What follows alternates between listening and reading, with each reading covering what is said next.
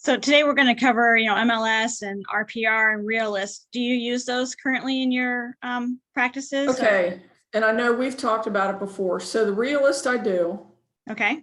to the point of it's almost like a mini title search to me because you're just seeing, there we go. Somebody else coming on. There, oh no, that's you. That was me. I was switching my screen, sorry. That's okay. To the point of looking at, the lien history on a property, but the RPR thing, I touched on a couple weeks ago. I personally feel like with what I'm reading, and even in my realtor magazine and stuff that I get, are we going to eventually go to this? To RPR?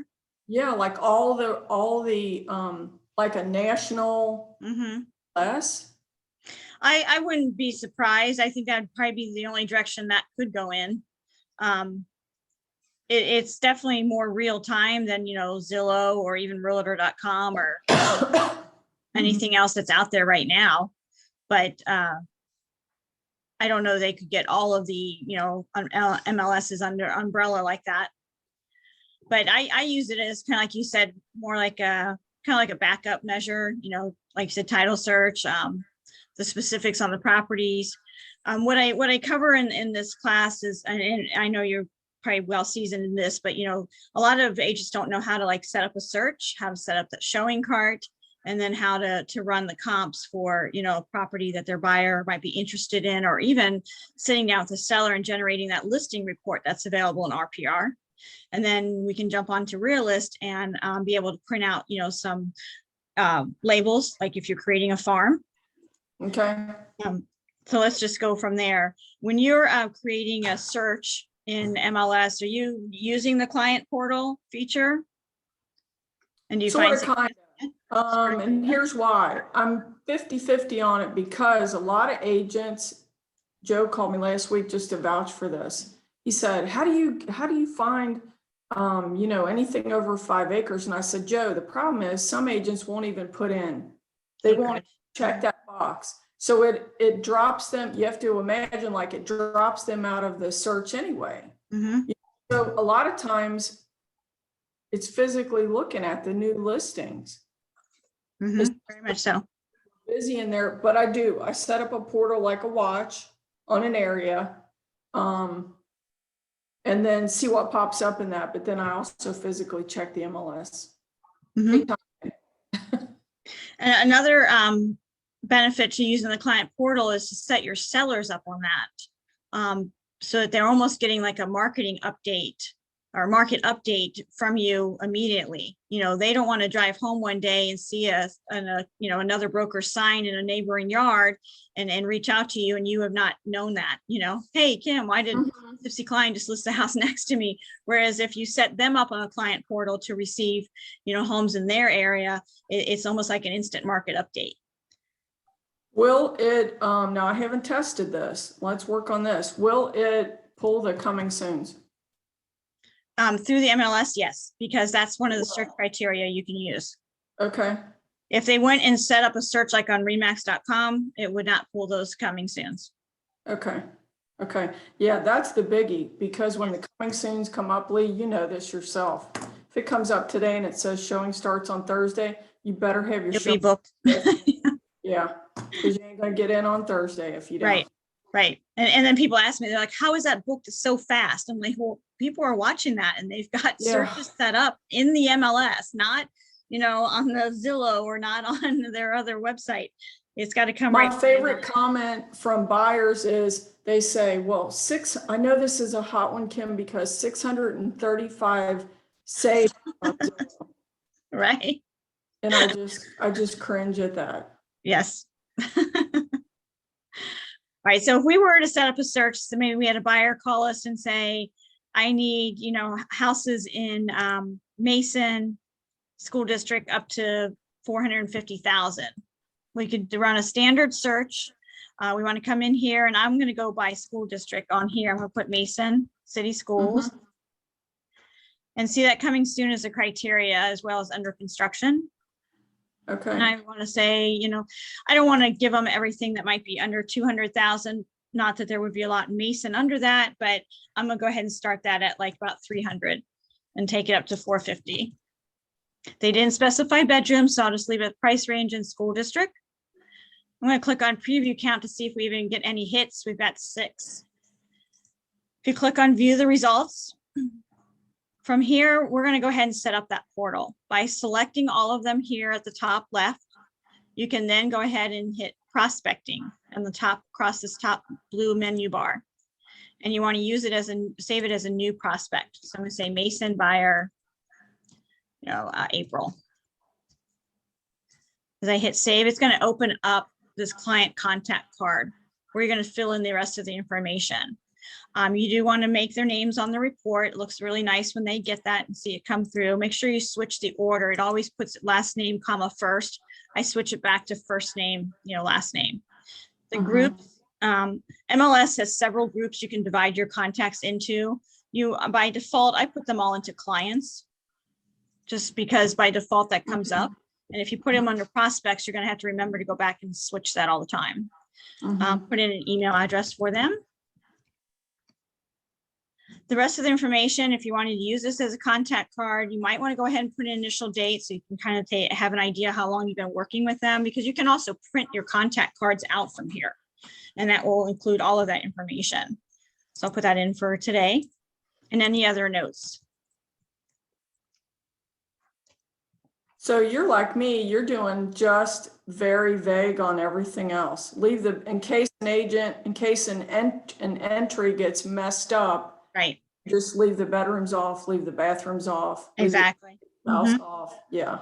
And one reason being is, believe it or not, the school district will always be prompted for, they can't hit submit as a new listing without putting in that school district, but they could forget to put bedrooms in and it will still take it.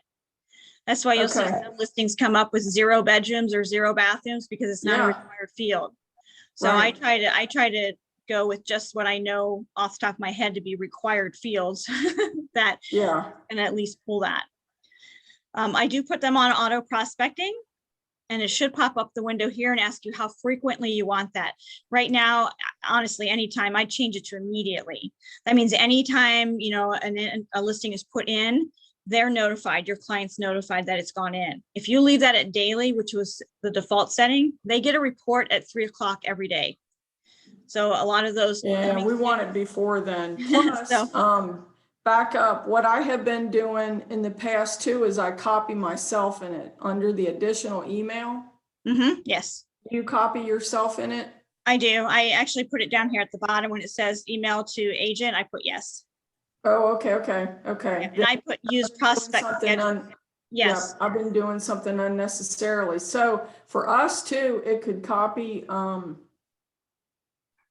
Because Luke's been helping me run a couple of these buyers around that copy him too. We could put an extra email in there. Absolutely. Yeah. But instead of having to put your address up at the top, you can just choose send to agent on the prospect schedule. Then you're going to get an email every time they get an email. Okay. And I do uncheck the rejected listings just because if they've already rejected it, they don't need to keep seeing that. Send the email to prospect. Yes. Then you do want to be sure to check the box down here that says client portal. And that will prompt us then to create that portal for them. On the next block down, it says reverse prospecting. I think reverse prospecting is a better tool on the seller side than it is on the buyer side.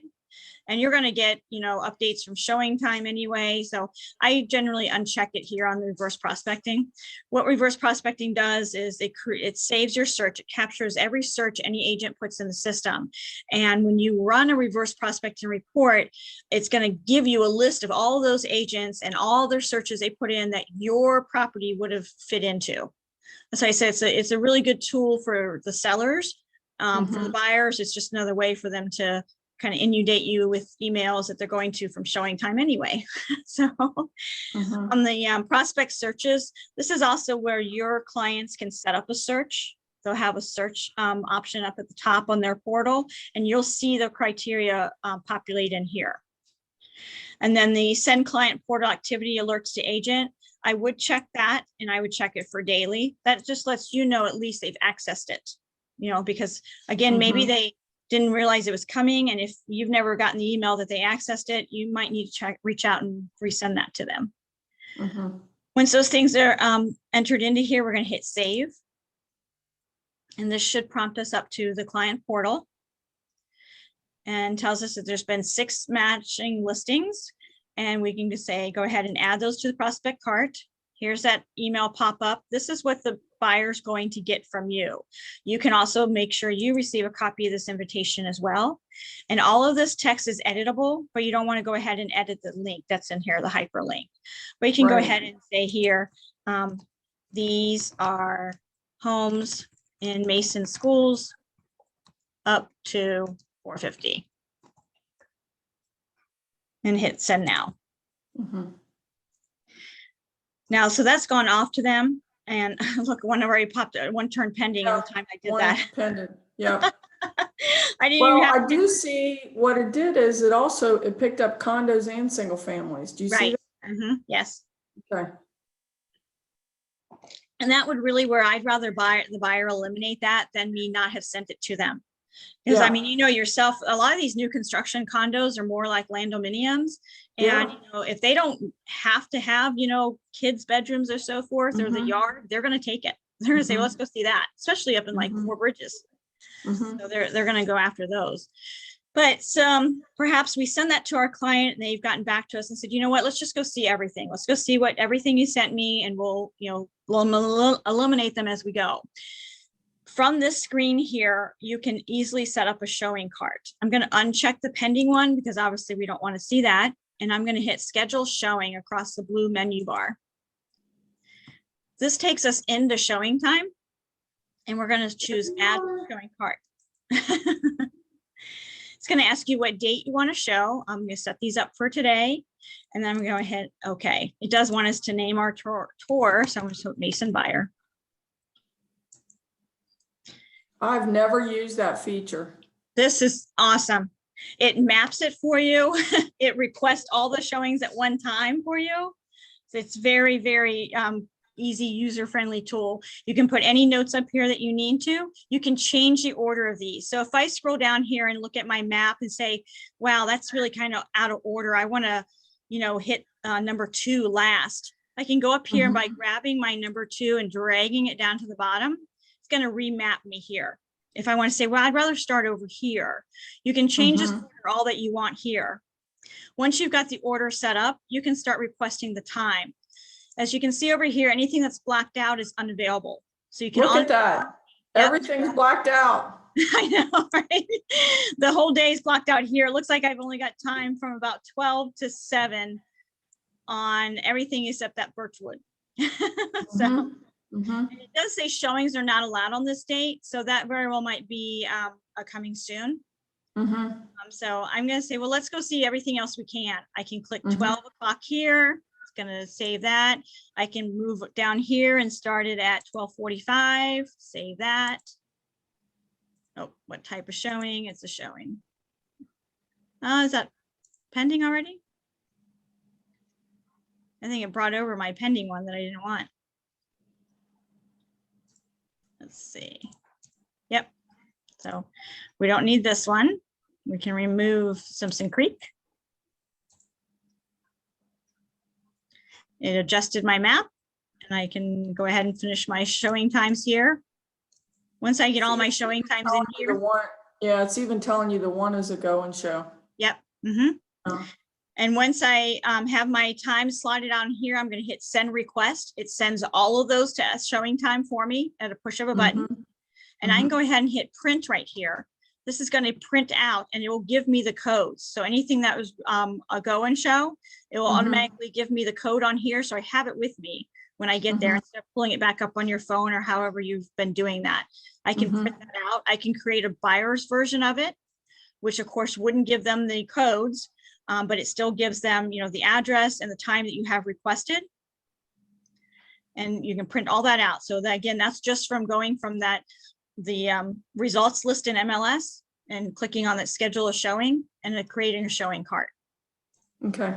Easy to walk out the door with that.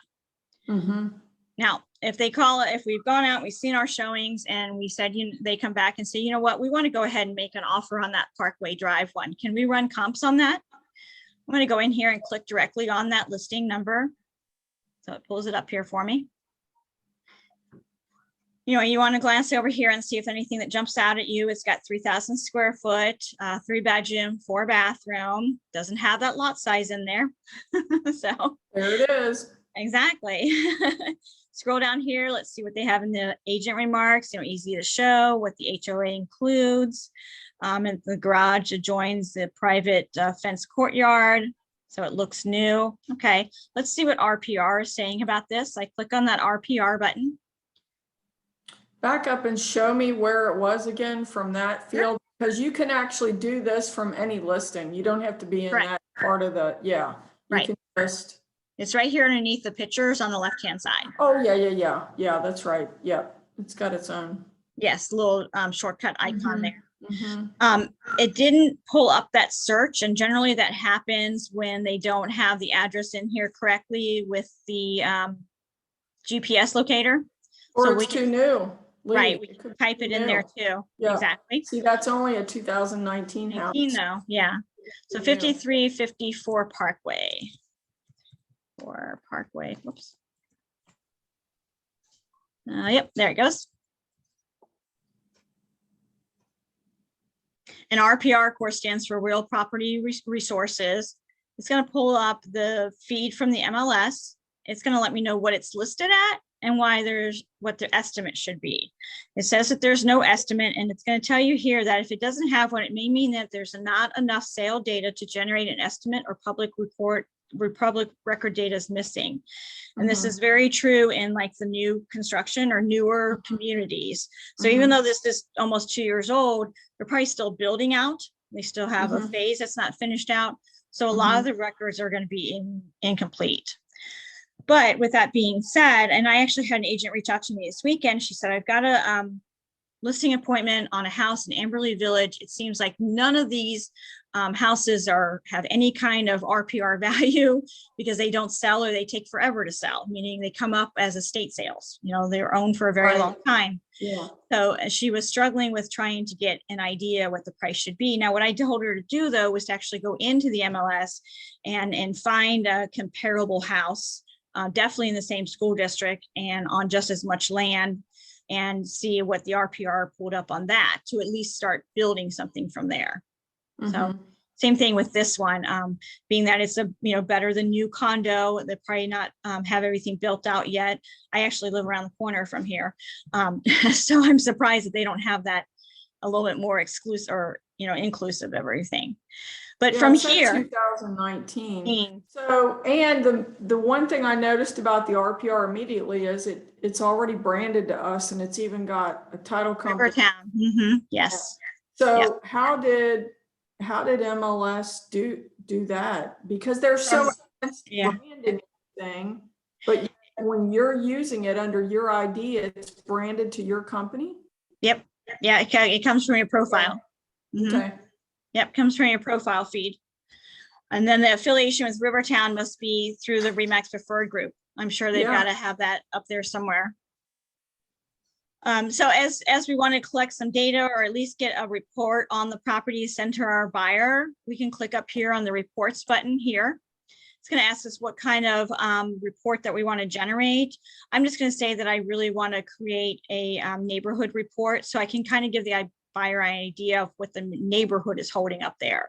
This is an example of what it's going to look like on the cover page. It will give them a map of that area. And I'm going to go ahead and say that works for me. You can personalize your report. You want to include the recipient's name. We'll just say Sue Smith. And we want it as a PDF so that we can hold that. If you wanted to email it to them directly, you can do that as well.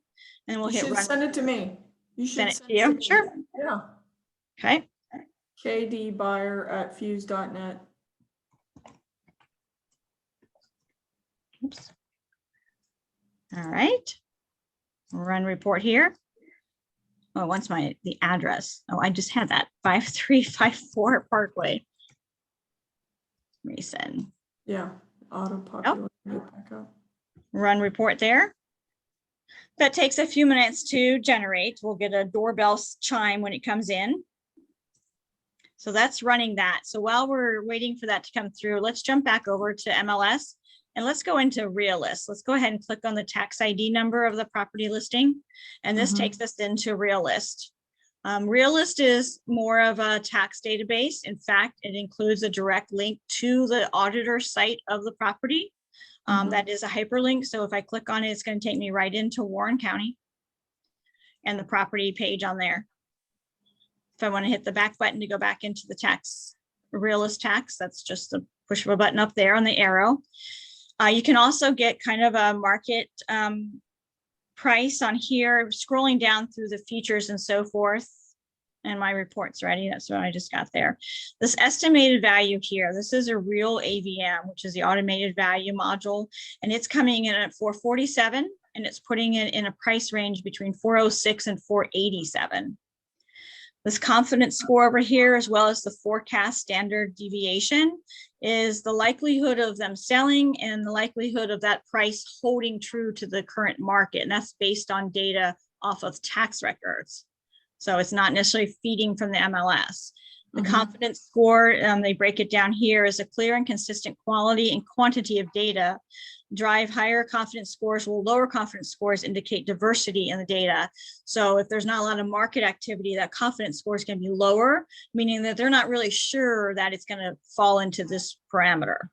But it gives you kind of like a check and balance. So just like it's always been so interesting to me, because they make that claim there that the real AVM is should not be used in lieu of an appraisal, but almost like the Zestimate. Almost like the Zestimate, you know, when Zillow's telling people, well, based on everything that's sold around your house, this is what we think the value of it is. And I hated that, Lee, when we had more foreclosures. Oh yeah. Yeah. Because you were blending in like 2 or 3 foreclosures with a super nice, a real. Exactly. And these footnotes just recently became available. Realists just started doing this maybe 2 years ago. And it was because of all the foreclosures and the pushback Zillow was getting on the claims of the property values. So you'll also notice here too that it has the mortgage record on here. And if there was any foreclosure filed, it would be another section here. But more interesting up here is when it gets into the specifics of the properties, you'll see some of them will say, it will say MLS or it will say tax. Like on here on the basement type, the tax record has it as a full basement, but it fed through from the MLS with the field that says poured, which means the feature on MLS came through as a data field on the Realist. So you might see some conflict here. Yeah. So whereas when it says number of parking spaces, the tax record is probably thinking of like a condo parking space, but it feeds through from the MLS is saying it's a 2-car garage.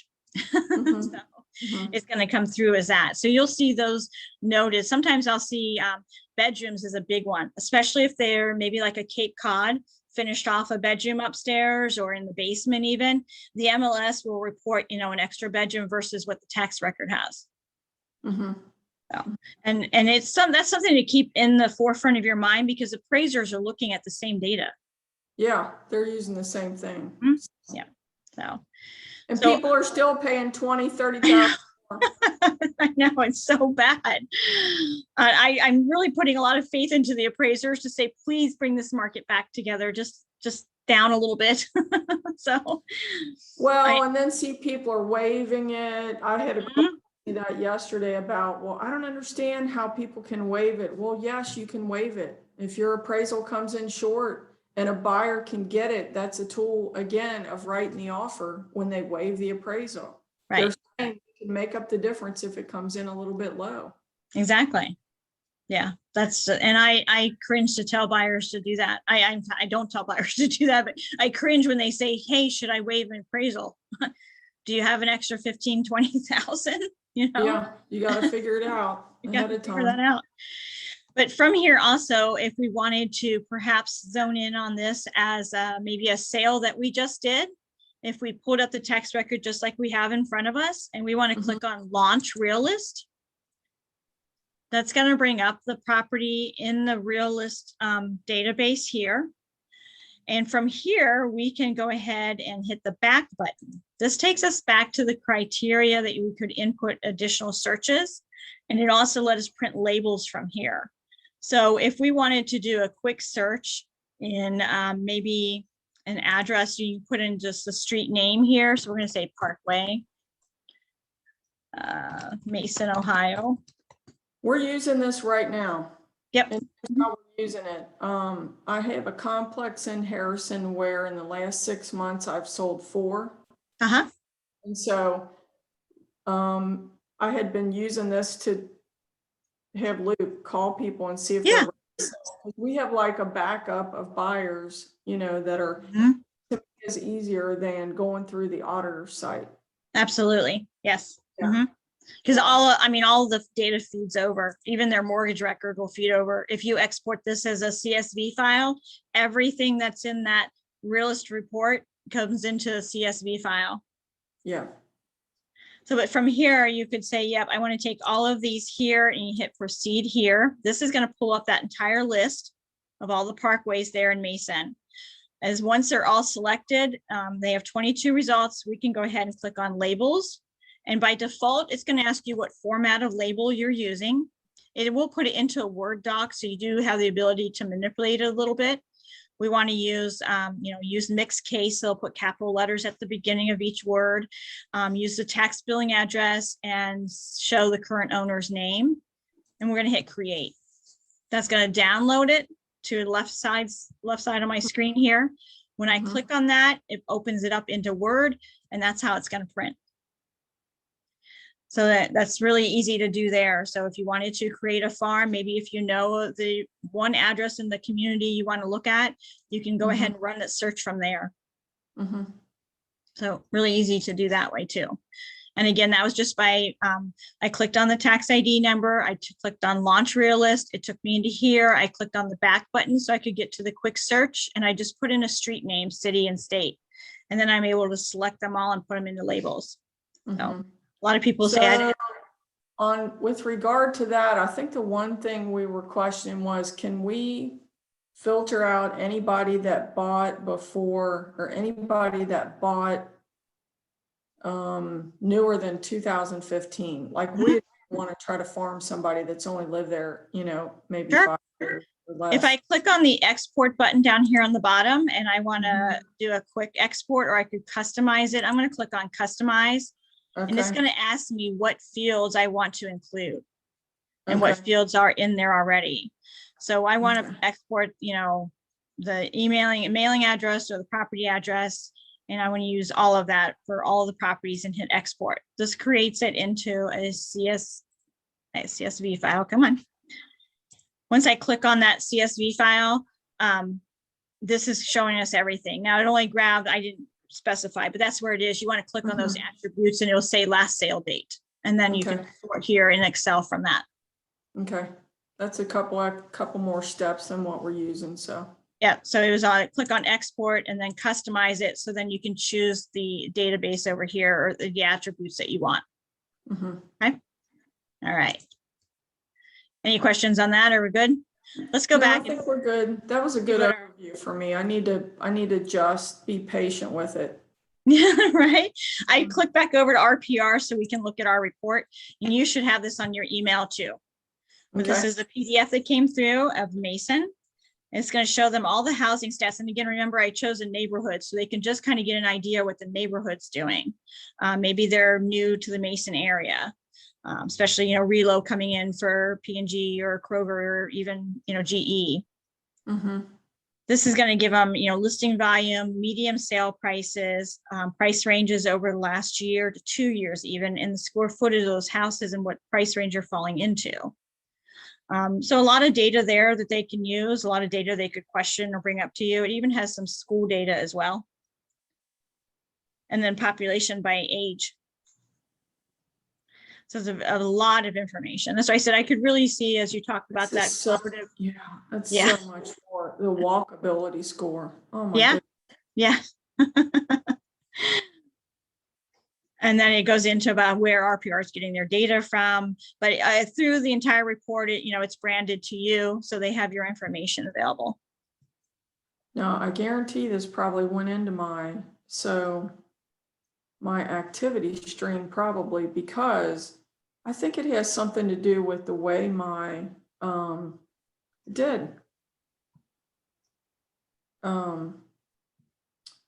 like it won't come straight into my email. It'll go into what Cincinnati Bell calls my activity stream. Yeah, okay.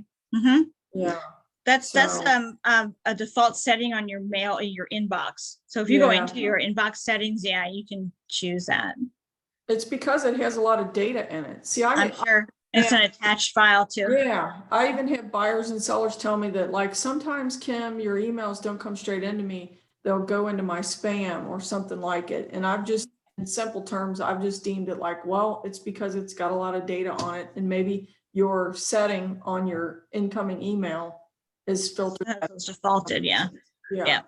And that's really what it is. I mean, there are some extensions of, the third-party platforms these are coming from that are being flagged as promotional. And so some emails will dump them into junk. Okay. Do you have any questions? I've kind of thrown it all at you, but I knew you were a little. No, I think the RPR was a big for me. So I see now it's really more MLS is giving it to us to use as a tool. Correct.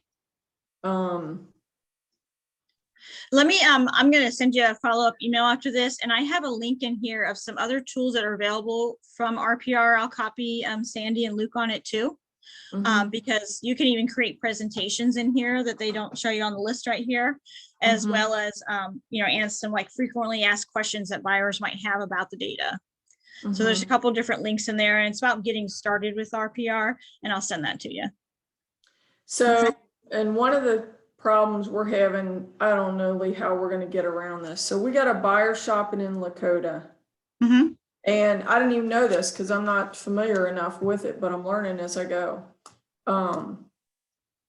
Look, the wife said to me, I don't want to see any houses that are not in Hopewell. It has to be Hopewell Elementary. I physically have to use a cropping tool that they sent me. They got it from the school district. Yep. Is the way I understand it, that school district has kind of revamped over the last 10 years, 4 different times. Correct. That comes up. Imagine I'm at my desktop and I got my laptop set up next to me with that cropping tool up. I'm looking at the coming soon and plugging in the address in the cropping tool to see if it comes up in Hopewell Elementary.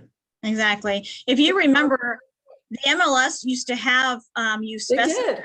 I know they did. Yeah. Kentucky still does. In Kentucky, you actually specify what school it is. And that really is needed in those big districts. But I just had an agent ask me 2 weeks ago. She said, how can I find schools only in Lakota East? I said, well, you're going to have to take the address and plug it into the school district's filter. Yeah. Because they already have it on their website. That's the only way that we can get around that. Like you said, you could do a cropping tool, but then you really need to verify it with the school district.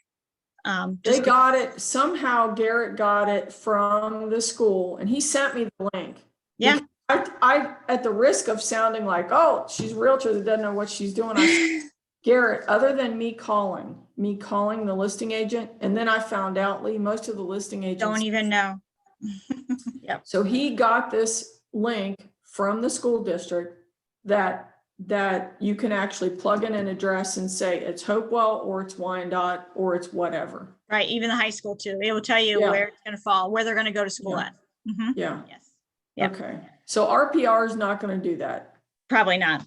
No, I mean, just because of the feed from MLS, and MLS has eliminated that field, they would have no way to get that data. Okay.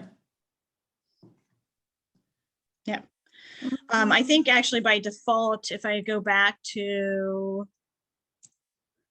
when it lists schools on the property here, yeah, it does say that it's Western Roll Elementary and Mason Middle School and William Mason High School. So it did specify out that it'd be Western Row. Okay, so let's, if you don't mind doing that, let's test. So I wonder if I could just be hitting the RPR button and it would. You should be able to. Do we have a Lakota house? I think I might have one. It'll come up under like E12 WW or. Yeah, hold on, I just showed one here. Here we go. I got a property 8793. Or Edge Ridge. Here we go. This is Lakota School District. Let's go down and see if Sure. it, Yep, Shawnee. Shawnee, okay, I can be using that then. Yes, you can. And it's Lakota West, so it even specified east or west. Now, okay, let's test it this way. When you're in MLS and you're looking at a new coming soon and you click on the RPR button, will that automatically populate? Let's see if Yes. there's anything that, Yeah, let me go down into my coming soons. how many new listings came today? I only 8 coming soon. I didn't look at the number there. Let's Yeah. see. I always Westchester notice here. every day about 1 o'clock, it's getting heftier and heftier. Yep. Jamie and I like push for over 200 Every day. feel like we're in a good market, yeah. All right, this is a condo on Pinnacle Point. Hit the Okay, RPR so button. click RPR. Oh, too new. It's too new. I guarantee you. Look at Might be the condos house too. problem. Yeah. Let me say just condo. Nope. Yep, it's because it's too new. Now let's go back to that list and find another one. Northwest, because Northwest School District Yeah. has one. Yeah, let's Now just that's see. another condo. Let's see if that pulls up. This is another condo though. Nope. Let's go with the house.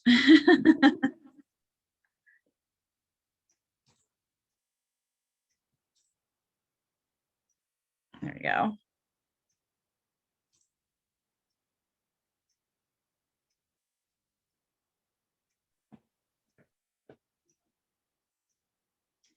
So 231, that's Mount Healthy Mount School. Healthy. Yep. Okay. It's not giving elementary school though. No, I think there's only one. I did notice on the other page, on the left-hand side, it said school district, and it just said Lakota School District, but then under district here, it actually specifies. So I think it's feeding from the school district site. That's why on that Lakota listing, it was able to tell us Western Row. Okay. Or on the Mason listing, it was able to tell us Western. I would try that out when you're looking at your. Well, that's easier than me having my, Absolutely, yeah. 2 things going on for Right. sure that with one click, I can figure it out. Yep. Oh, good. Very good there. All right. Well, other than that, I would wrap it up. I showed you how to create that search, do a showing I'm card, good with it. and access the RPR and Realist. So, Yep. like I I'm said, good I'll with send you it. that handout of links for RPR and then the video of this, so maybe you can share it with Sandy and Luke. Okay. Okay. Thank you so much. Thank you. I'll talk to you soon. Have a good one. You too. Bye. Bye.